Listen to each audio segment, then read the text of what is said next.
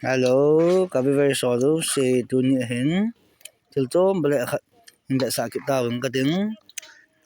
Kabi very sorry se nang hin ne abon ne ne ti bang batun dunia hi achar ba sakit nuwing kading. Asim nu dim ga ba sakit kading. Ha si ngai ne kidang dang asim ji ha. Ti number 1 ha. Next ding a chu. Ti number 2 ha. Til ho hi tam kim zep lo la ha tiếng chong hi kan ha be na lai diu ki sim chai son no hon ga ve leo tung happy den nei sa mai the ji are not happy den hi po o asunga ki koi ho sanan sa the hin koi te bang hi jong le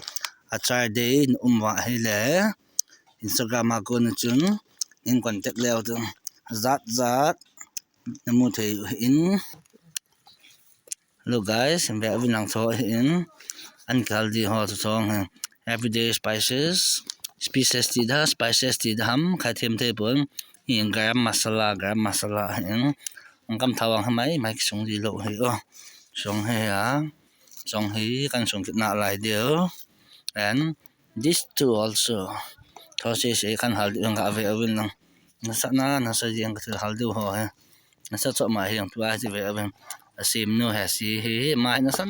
sa ball mo ki ti thil an nei lo hi ama tung bo na tu thil sim plus youtuber ang hai kin lai ma hi tua hi monetize kit na lai set na la nal je thil sim ho za dim jeng hi o khabitan ga ngang ka